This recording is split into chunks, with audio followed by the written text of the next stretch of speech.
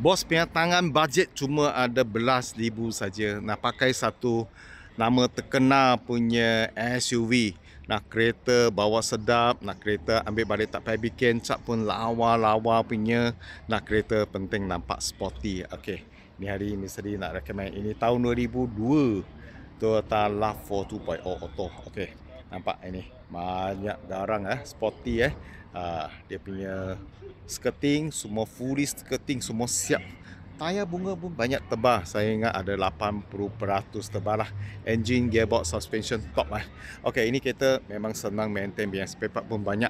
Okey, ini hari nak jual harga berapa? 15,800 saja Tambah 400 untuk tukar milik sama dengan inspection. Tak ada processing fee Okey, 15,800 tambah 400 tukar milik dengan inspection. Itu saja lain tak ada Okey, sekarang misteri review ini kereta, kasih bos tengok.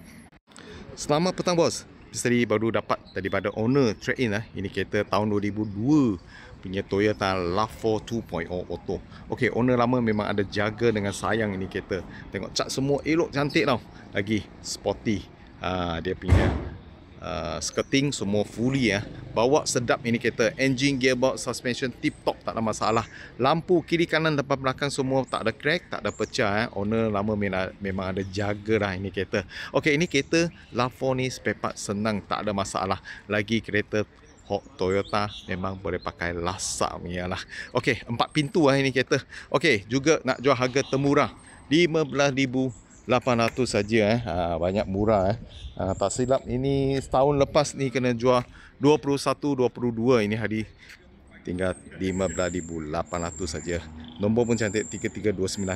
Lawa nombor. Okey, kereta cat semua cantik-cantik lagi. Bos ambil balik tak payah buat apalah, pakai saja. Suspension semua top tak ada bunyi-bunyi punya. Memang fit punya boleh kata lah Kereta sebiji nampak memang sporty. Ni kalau kalau jalan dekat bandar memang ramai tengok lah. Ni jenis pun tak banyak, tapi spare part ada. Jangan risau.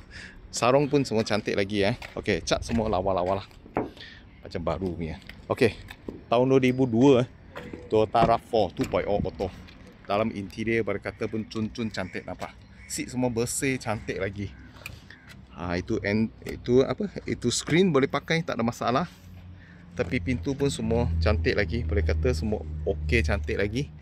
Owner maintain service nampak. Owner maintain service. Toyota RAV4 2002. Harga nak jual ni hari cuma murah-murah saja, 15,800 saja 15,800 saja boleh dapat ini RAV4 cantik-cantik punya. Okey, kalau bos minat cepat contact Misteri. Setiap hari Misteri akan post 2 video. Tolong bos dapatkan kereta terpakai harga termurah dekat Malaysia. Sila follow Misteri punya video.